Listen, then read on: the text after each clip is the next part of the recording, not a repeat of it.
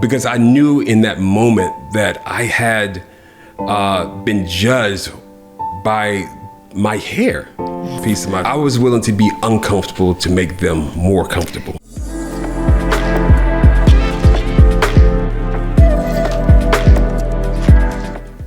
Hello and welcome to Crown Conversations, a Good Hair Film podcast, where we share our hair stories and hopefully find healing. I'm your host, Patty Rice, writer and producer of the Good Hair Film. Today we're going to look at a topic that's fresh out of the oven because of hair discrimination. Stories that have lit our fire and what the Crown Act means to us. Hair discrimination happens everywhere. I specifically remember where I was and how gutted I felt when a young man was forced to have his locks cut on the spot in order to compete in a wrestling match. But many times hair discrimination occurs outside of the camera, in the workplace. And in this episode, we're going to be talking about hair politics. Today's guest is a man who has spent more than 30 years showing up for people in the city halls, in communities, and in some of the hardest corners of the human experience. He has served as city commissioner, vice mayor, and the 18th mayor of District Heights, Maryland, leading his city through a global pandemic. He also served as assistant secretary of external affairs under Governor Wes Moore. But what makes him truly remarkable is not the titles, it's the heart behind them. After experiencing the devastating loss of a loved one to suicide, he responded by building a movement. His nonprofit organization, Sincerely Love, is a call for all of us to choose love over loneliness and isolation. He is a passionate advocate for mental health, emotional wellness, and creating spaces where people feel seen, supported, and never alone. And he's here to help us learn more about hair politics, the cost of code switching, and to share a story that is deeply his own. Everyone, help me give my friend, the Honorable Johnathan Medlock, his crown. So Johnathan, thank you for being here with us. Welcome to Crown Conversations. Patty, thank you so much for inviting me. I'm looking forward to this conversation. It's going to be an amazing conversation. I'm so excited because you're not only a friend to me, but also the way we met was just a trip, because I talked about all of your accolades and everything in politics, the things that you've done in your career. But the one thing I didn't mention that I wanted to just kind of mention for viewers is that the first time I saw you, you were on stage in a play. Oh, yeah. In a lead role.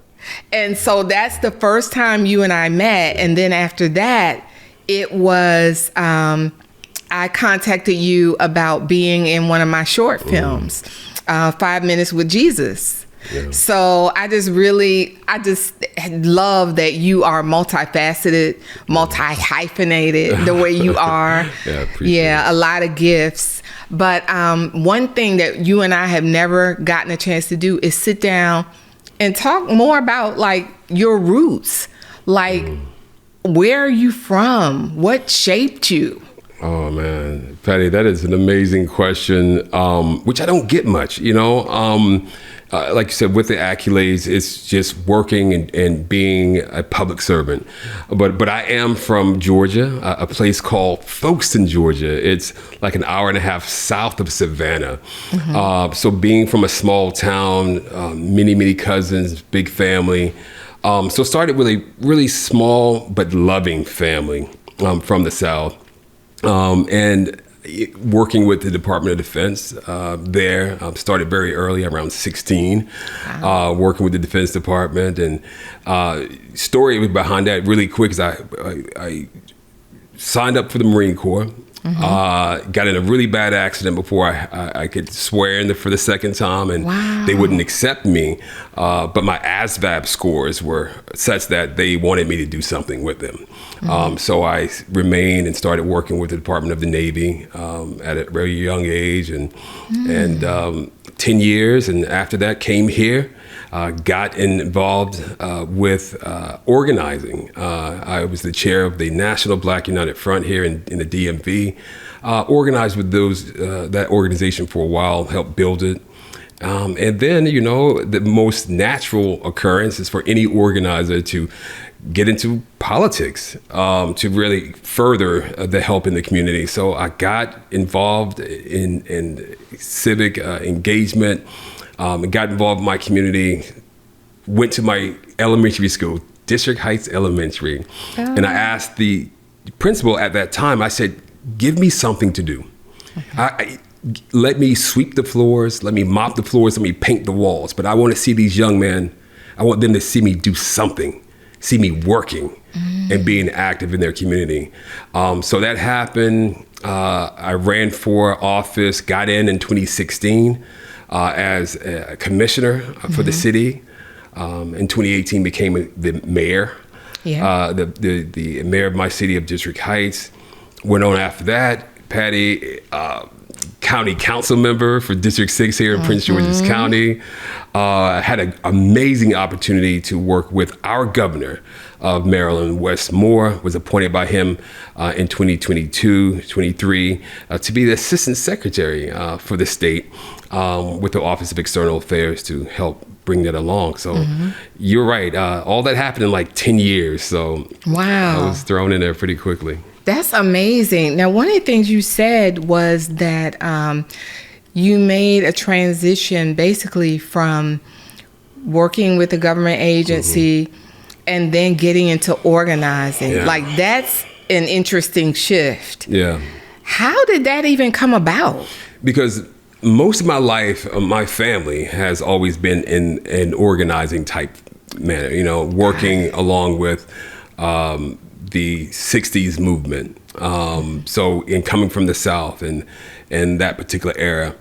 So they taught me at a young age. They didn't even teach me, actually, Patty. I saw it. I saw the work they were doing. I saw the pride they instilled in me. So yes, I worked with the Department of Defense. Yes, I did some great work, but my heart was always to my community. Yeah. So with that, I mean, when I got here, it seemed like I wanted to continue that work that I, with various programs that I started in Georgia, came here, tried to find my way, and met up with a great brother, Brother Salim Adolfo, and we came together and we resurrected the National Black United Front. And started building. It was two of us, 2 turned to 20, 20 turned to 30, and so forth. And we built it. And then, just being involved and making sure that our children, especially young Black men, see people who really care about them and the organization. Not just from an organizational perspective, but like genuinely care and giving back. And this is why I went into the schools and I went into the communities, and it's just my heart, and I think it was taught just by the examples. What they see is what they'll be. And I saw my parents be the example for me, and I was able to give it back. Okay. And I was going to ask you that because I've seen that side of you where you do take time with young people and talk to them, make sure they feel seen and heard. And it's just so beautiful to see, especially Black men doing that. And I want to ask you, outside of your family, who poured into you? Who mentored you? Was that something that you experienced? Mentorship, Patty, honestly, mentorship sometimes can be rough in our communities. Sometimes we can feel threatened by each other. So I had to sometimes learn vicariously through other people by watching great people do great work.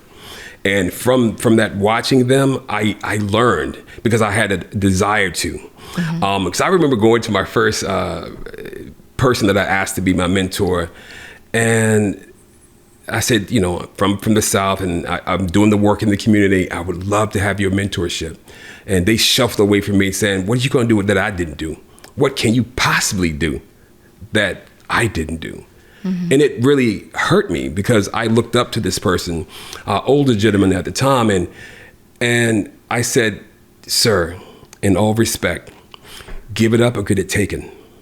Because I'm not going to ask for something of you that belongs to me anyway. Because I am the new generation, and I'm asking with all respect to mentor me. But this was in politics, and the next year he was gone. I actually took his position without that mentorship. So I learned then that I can't do what he did. I have to do something different. So every single time I get an opportunity to mentor, I do. That's amazing. So speaking of good work and doing good work, tell us a little bit about Sincerely Love, your latest passion project, passion initiative. Tell us a little bit about it and about the mission of it. I absolutely will. And can I go back into a little bit how it started? What started this movement and this moment for me is about 6 years ago. God placed this on my heart to have a conversation about love. Being an empath, and I felt everything, around me. And I was not obedient, and I decided to continue to work hard and ignore my purpose. But after a while, and after a tragic loss that hit home to me, I said I could not let another person that I love leave this earth without saying I love you. And so that bore the movement of Sincerely Love and the organization. So Sincerely Love is basically, Patty, is to resurrect love, that name, that thing that has been forgotten, and to start the conversation again. We're talking about everything else but love. The one thing that could heal everything, all our ills, is the one thing we avoid. And once I recognized that, and having all the positions and titles and organizing to politics to federal, I hear the same recurring theme, that no one is talking about love. And it's not just love from the position of, I love you, but do you love you? Having those conversations, because that has to be a catalyst. The conversation has to be the catalyst first, Patty. And so as the tragedies happen, as I'm seeing what's happening going on now in the world, we feel it. And if we don't have these resurrection type conversations of love, then we're in a world of hurt. And every single guy that I have spoken with about this topic has said, you know what, Medlock, you're right. We have to have this conversation, because every single one of those men that I'm talking to are dealing with the same issues. Wow. But no one's talking about it, Patty. We're suffering in silence, and we are literally dying. It's true. It is true. And you start looking up a lot of the data, it really supports that message. One thing you said was about loving yourself. Yes. And I'm always a proponent of that. Definitely biblically, we're told, love our neighbors as ourselves. It's like a foregone conclusion that, you're loving yourself. Yeah. And then you pull from that reservoir to love others. Yeah. And so just for the Good Hair film that I'm working on, that's one of the places I start with, is that whole message of being able to love yourself, loving how you show up in the world and present yourself to other people. And I think as I was beginning to work on the film, I was from the perspective of, okay, God has this message for young girls and women. Yeah. For how we are to love ourselves and be authentic and show up as he made us to be.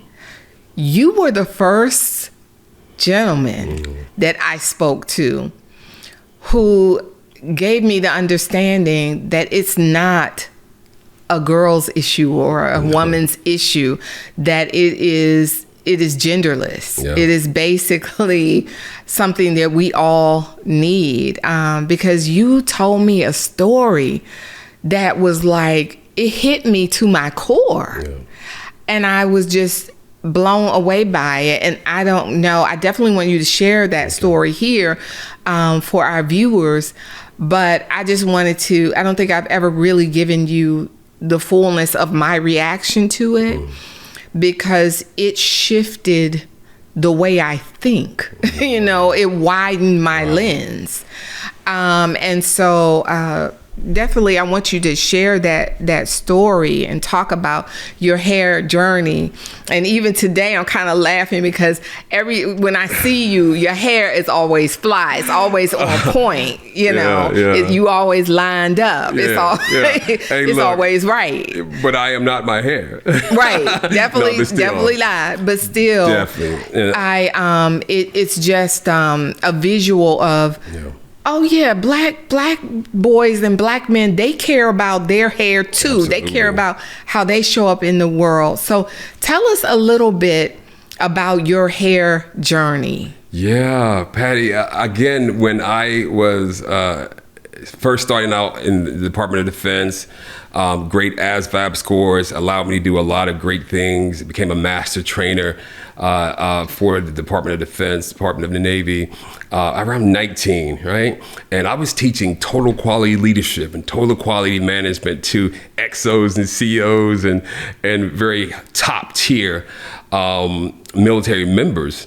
And I'm 19. I had huge, they used to call me Johnny Hairdo because I used to have so much hair and I used to have my hair in so many different ways. I had these beautiful cornrows that I used to have wear back and long, and I was teaching classes and doing a great job, knew my work very well, trained others in this.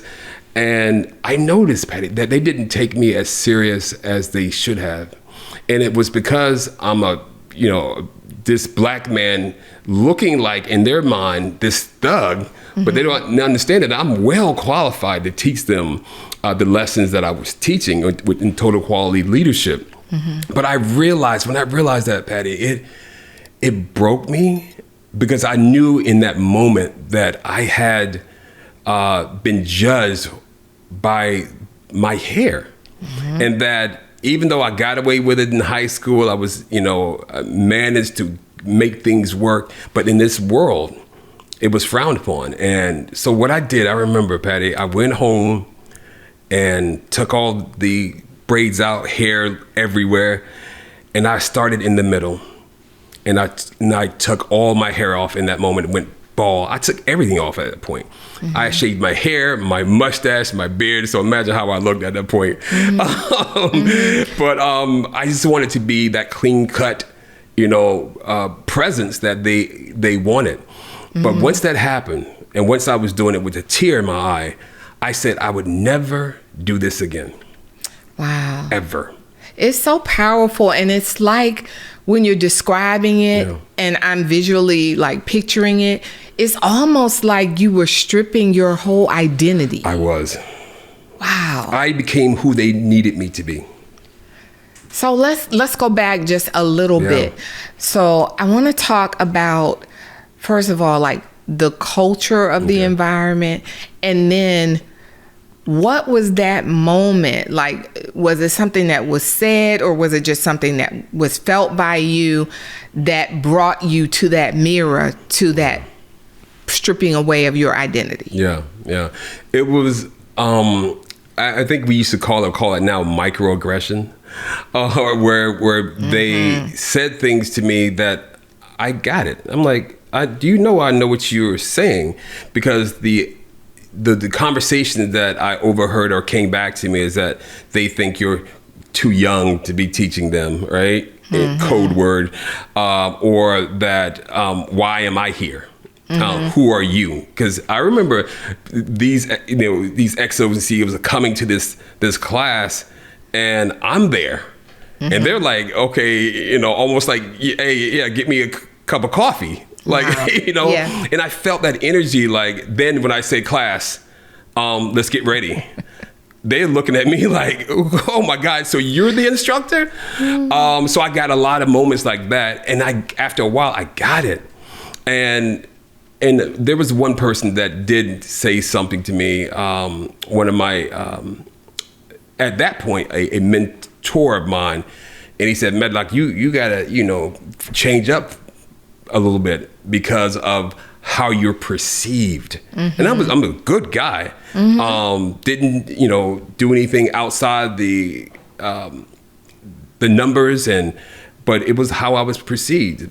Big, burly, 240, built black man who had beautiful braids. And I understood that. And I understood what I had to do at that moment. And it did break me. And we all grew up, especially in the South, with that cultural, you got nappy hair type scenario. But I overcame that whole bit, and we could talk about that. But just, it broke me. But I remember saying, once I get to a position where I'm in control, it will never happen again. And it never happened again. Wow. And I still have this beard, this hair, and I've had major positions that most people will never have a day in their life. True. Yeah. True. So what was the conversation with members of your family at that time? Yeah. Like, what was mom and dad saying? What was, your sisters saying? I didn't tell anybody. If you're talking about that particular moment of me cutting my hair, I left work. I remember this very distinctly. Left work, came home, and I remember going, in the bathroom, undoing my hair and staring in the mirror, and saying, I know what I got to do. Wow. And if I would have just cut it, this coming back, I could have, changed my mind. But in that moment, it was thought-provoking, and there was no going back. After this is done, straight through the middle, and I cut all my hair off. And I remember my girlfriend at the time came home and saw me like, what in the world did you just do? Wow. What did you just do? And I've always had hair. I've had facial hair since I was probably 14. So it's like I've had that, and all of a sudden something had me change myself. And I was good. I was okay. But something made me feel like I wasn't. And it was that moment, if you want to excel, if you want to thrive, if you want to be, then you have to conform. And again, it broke me in that moment. But I tell you, Patty, I vowed I can't do this again. And I don't know how I was going to get around it, but I did it for that one time. And once I did it, I made a conscious effort to excel so that I can be in a position where I can say, no, you don't have to do anything. Leave well enough alone. I see your mind, I see your heart, I see your vision, I see your talents. And that's what I've done throughout my career. And through whatever positions I've held, I've never held anything, especially hair, over my brothers and sisters. There's no way. Right. Because I knew what I've been through and that pain that I felt. And this was, in my view, this is not when hurt people hurt people. This is when hurt people understand that hurt will stop. It has to stop somewhere. And I think that's where I was with that. But I didn't really let my family know. They just had to see me like that. And they were like, what did you do? Everybody was like, what are you? And who are you? There was this person with no beard, no mustache over there. But did you answer, did you provide any context to it for family to have a deeper conversation? I didn't. Wow. Because I was ashamed. There was the shame. There was the shame. Oh my God! I did not. And the interesting that you brought that up, I didn't tell anybody. The only person I told was the person, my girlfriend at that time, and you had to see me the way I was, but I didn't express why I did it to anybody. Patty, almost to this day.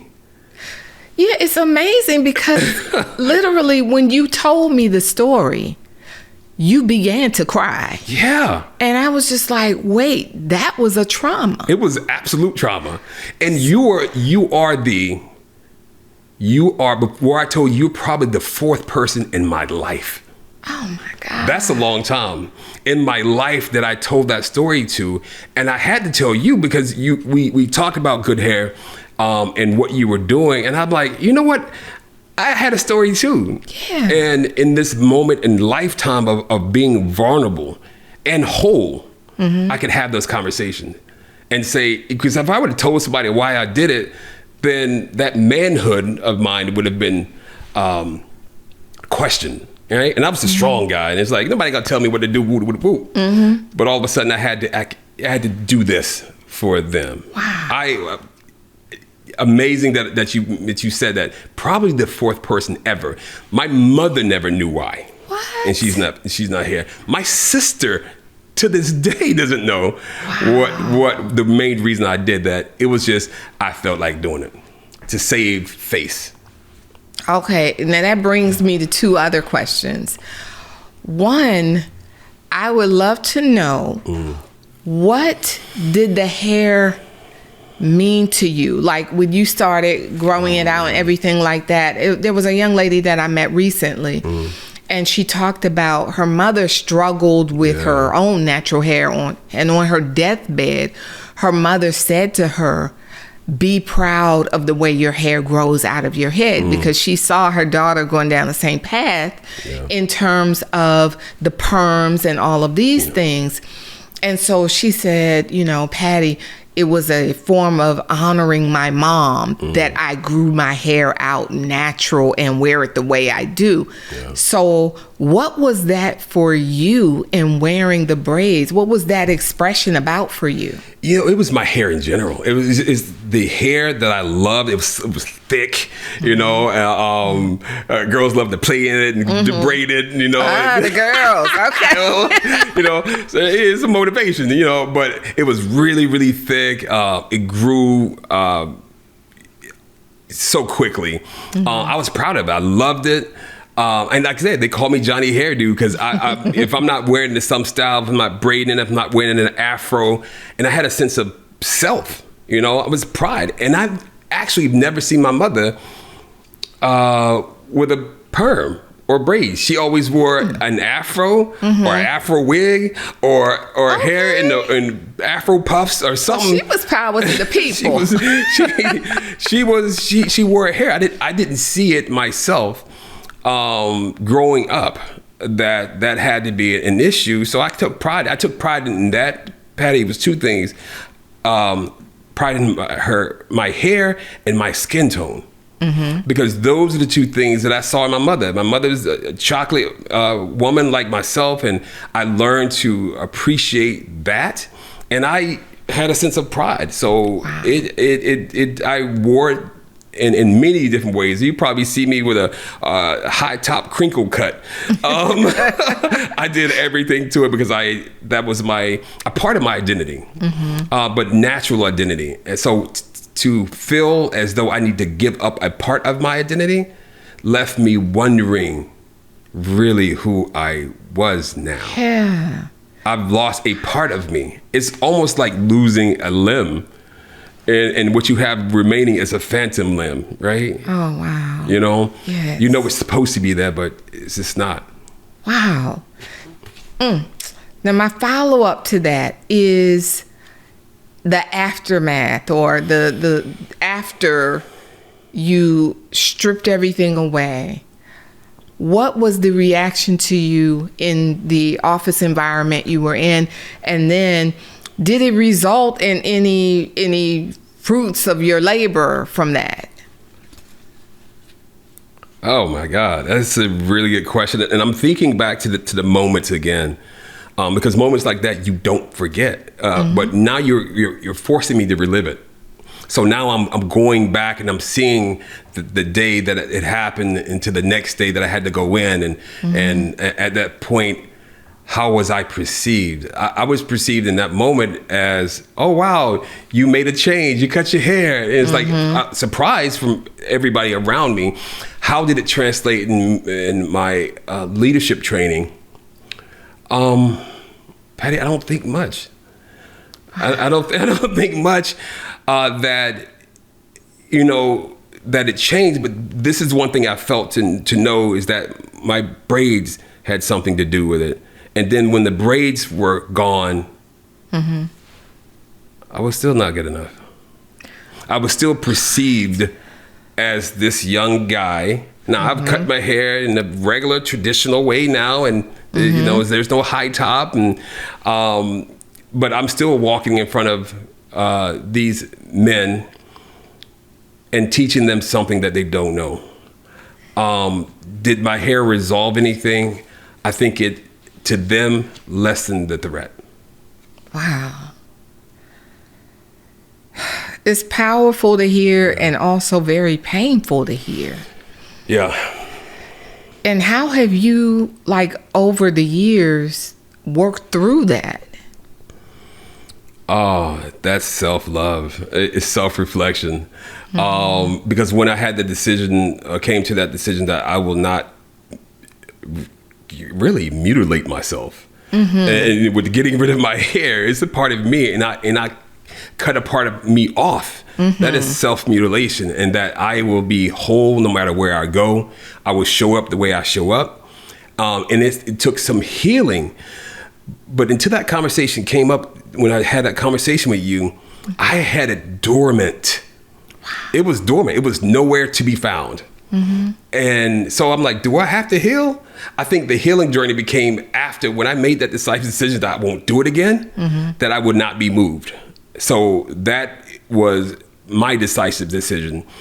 But over time, I did still have to heal from other things that was related to my blackness, my African Americanness, my roots, and that included my nappy roots, and where I came from.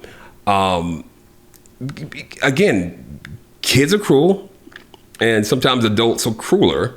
But to grow up to say, you know, if my hair was, you know, a 4A, that somehow I was not cute or ugly, and in a combination with your brown skin, your hues were not good enough. So you blend those two together. So now we're comparing ourselves to one another who's fighting for the good hair, you know? Yeah, and let's talk a little bit more about that, because you and I just yesterday got into a little conversation that I was just like amazed by, because I'm not hearing our brothers talk like this. And, you know, hopefully a lot of them will see this podcast, and that will give them just an opening to begin to talk more about this, be more vocal about it.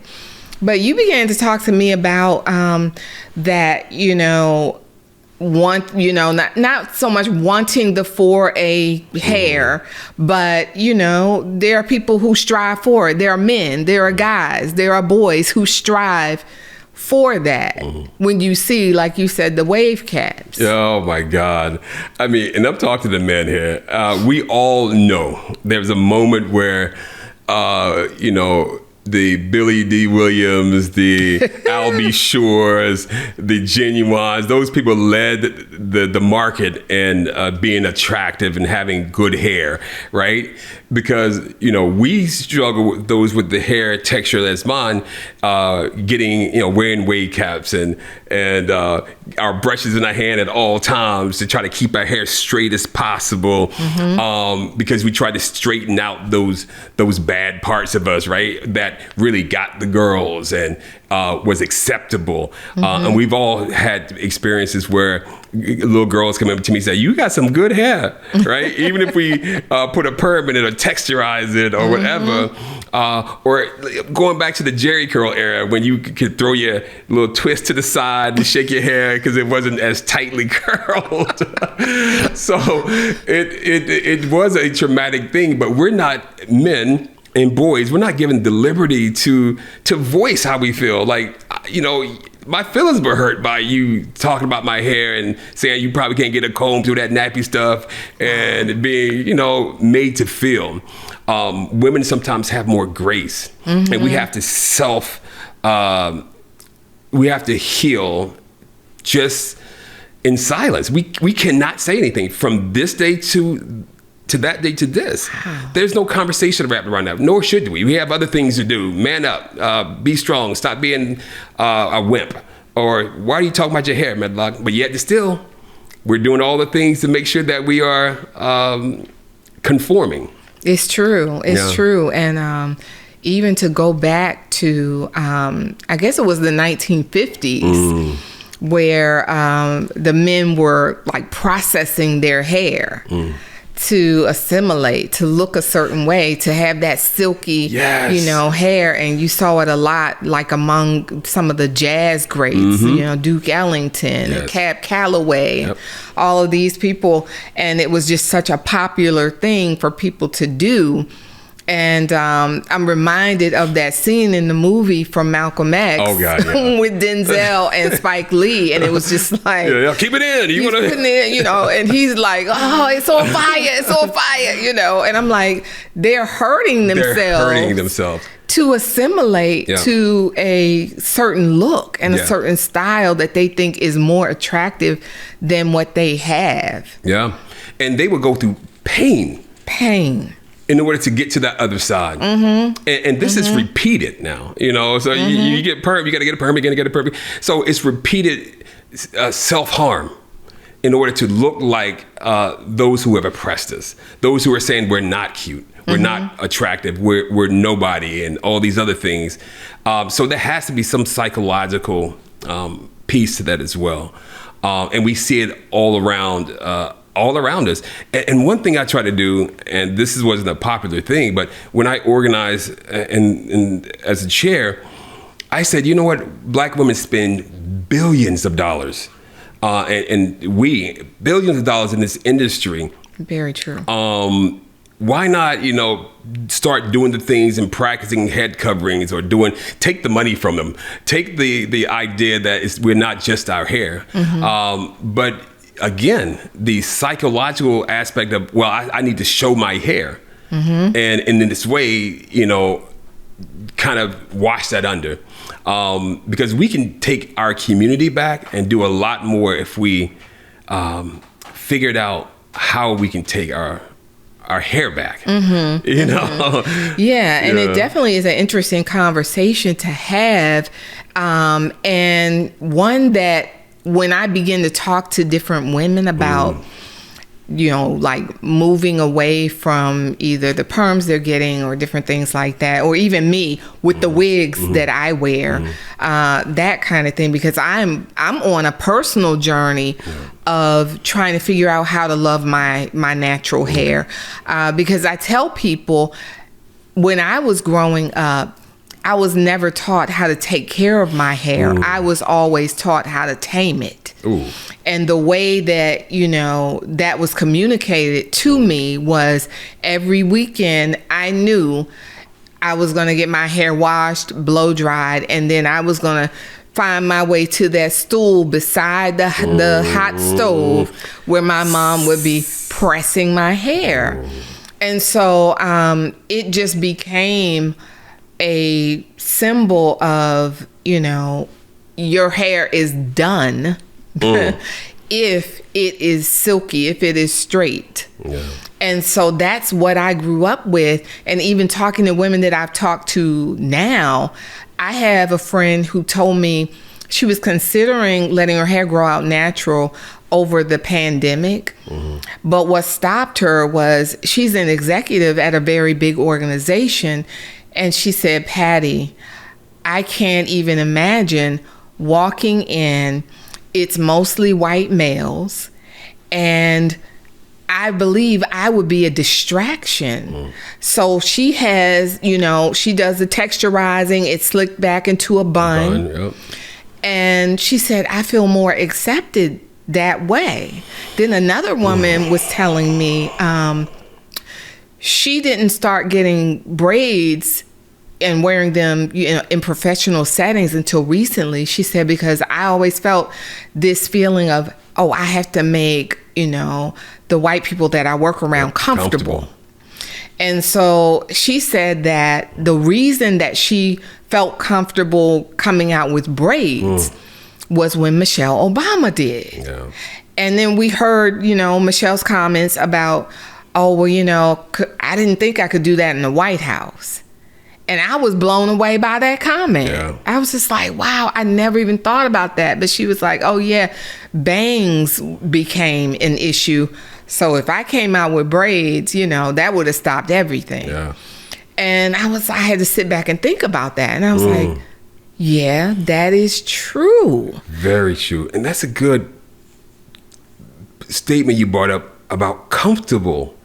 I wanted them to be comfortable. Mm-hmm. I saw the perceived threat, and I cut him off for them to be comfortable.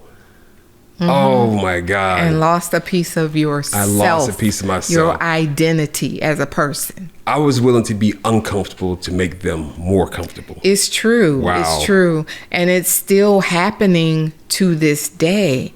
I mean, I have a nephew.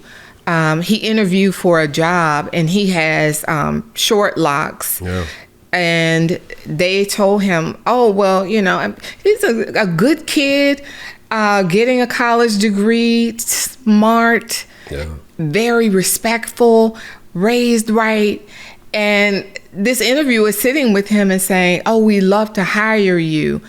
Everything lines up on paper, but we want you to do something different with your hair. Wow. And we'll hire you if you change your hair. You said that still happened. That is still that literally happened recently. See. And so he came back with the hair different. It had to be styled differently. And they gave him the job. So, yeah, these things are happening, which, brings me to the importance of the Crown Act and what's going on with the Crown Act. And you were, to me, the perfect person to have that conversation around hair politics and what's happening with the Crown Act, based on, your background in politics and advocacy and grassroots organizing. So I want to hear from you, what is this Crown Act about, and your perspective on it? Yeah, great question. And first of all, the Crown Act is a piece of legislation that was put in to further increase the level of accountability companies, federal government, state governments have as far as discrimination. And this discrimination is against hair when people have a certain type or texture of hair. Mm-hmm. It's not federally passed at this current moment. I think up to about 30 states or more, California being one, New York and Jersey, where there's non-discriminatory pieces of legislation that is enacted within the state, those particular states. Why is the Crown Act important? Because of what we just talked about. Because of the blatant discrimination on hair types, hairstyles that we traditionally in the minority communities are wearing, and that's being discriminated against as a result. I think people, especially if we look at millennials probably and Gen Zers, does that really happens? It absolutely does. And the work that we've done in the past, I think the legislation started in 2019, if I'm not mistaken. And that work that we're putting in 2019 is to help protect you as you go into the job market and you are set into that discriminatory space. And I think what's happened is, Patty, is social media has gotten us to think that it's one big world and kumbaya, and these discriminatory practices does not happen, and they do. There's been so many cases, and if I didn't know it was about discrimination then when I was cutting my hair off, or when I saw other people do the same things, assimilate or conform. I didn't see that or know that to be a thing. And what this podcast, I think, seeks to do is to elevate the conversation and the awareness about the Crown Act and about discrimination with with hair and industry. And I can speak more, to the federal space. And for most federal legislation takes years, if not sometimes a decade or more to pass, because of the stringent nature of the federal government. So even if it's worthy, I think it's worthier for us to get out and do some work. And speaking of that, what kinds of things should we be doing as a community? Like, somebody like me, somebody like my neighbor, what should we be doing? Because, I don't have that background in organizing. I have worked with politicians for many years, but I definitely have not been a part of the, advocacy movements and things like that. But what kind of things can we do as a community? We have to stop ourselves with furthering the discrimination internally. We got to stop saying you got bad hair. We got to stop saying those things that are derogatory first, and practice the self-healing. We have to practice what we preach. We have to show up in the way that our community can understand. Back in the day, my mother used to say, "Don't do as I do as I say do." It does not work. It does not work to watch you do something that is destructive and saying don't do destructive behavior. So I think we have to show up as a means of accountability to our own communities. And once we do that, and do it enough and coalesce around each other. And I would say that especially men coalescing around their women and saying, "I accept you the way you are. You are beautiful. You don't have to do this," and give that reassurance enough ad nauseum until they become sick of it, until they understand, until they can really see that they are loved despite the narrative, the counter narrative. All right. Now, as far as the industry, both federal, state, local, and others, and corporate, we have to really, again, band together, not necessarily hit the streets. We don't have to do that at this point in time. There's a lot that's going on. But if we can band together as a community, Patty, I think that will be the biggest and the loudest sounding board that we need to help kind of alleviate this pain that we have with hair, the thing that God has given us. And there's so much literature on hair and what the tight coil hair means and how it makes us who we are, and how it circles with the lines of the earth and moves in rotation. But yeah, there's so much we can do. But first, having these conversations is the beginning. Okay, so talking about it, affirming one another, and really banding together as a community. Absolutely. To move in one direction toward that change. And I definitely want to encourage viewers also to think about if we're having conversations like this is very important, and also talking through certain traumas, because when we're dealing with traumas, a lot of times it's very helpful to, I know for me, talking to a ministry professional or talking to a counseling professional to give practical tools. Oh, absolutely. To help, whether that's, you may need to journal some things out. You may need to do some prayer walks. It's just certain things that a professional also can be very helpful with. So I definitely advocate for that. But my last question to you is, knowing that this kind of thing still goes on, knowing that I read an article recently where a young girl had braids and she was sent home by her employer. But she had honey blonde braids and they didn't like the color. And they were just like, "Oh no, you've got to be sent home," and she couldn't come back because of it. Yeah. And so knowing that there are young people out here experiencing this and other people facing this, where they're looking at themselves in the mirror and they're at a crossroads, what would you tell that person who is considering changing themselves to assimilate to their work environment? First thing I would say is that you are not inappropriate, right?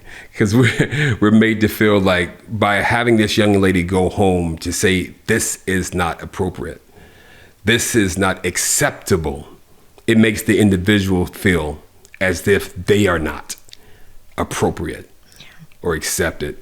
And I would say that is an absolute lie from the depths of hell. You are absolutely worth it.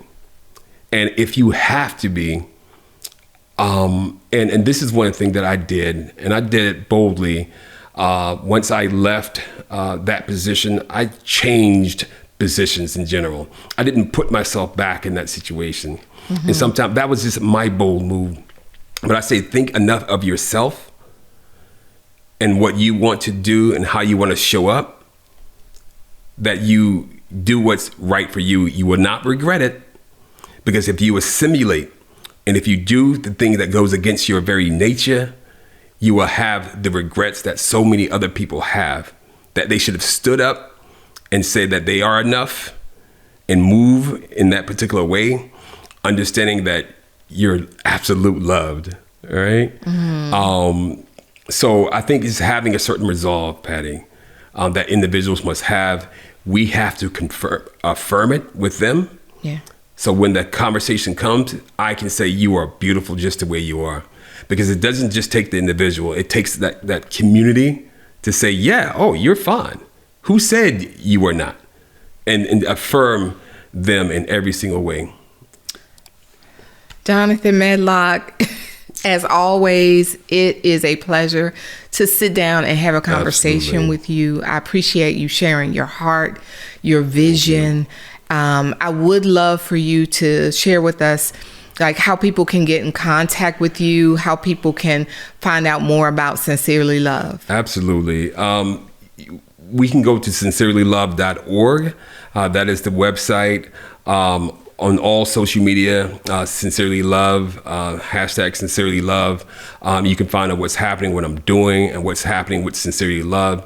And I also wanted to mention that Sincerely Love is based on the understanding that there is an epidemic of depression, anxiety, loneliness, and isolation that's happening throughout our community. Mm-hmm. And Sincerely Love is here to spark the conversation, to provide healthy ways to deal with those things. Counseling is very important, but community is equally as important.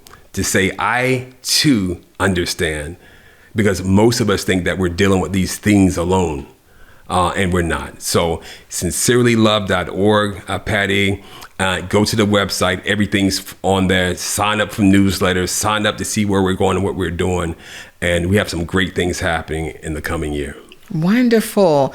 And you also do speaking engagements. Absolutely. If go online, if for speaking engagements, please let me know where I can show up, what I can do for the community, or what you're doing.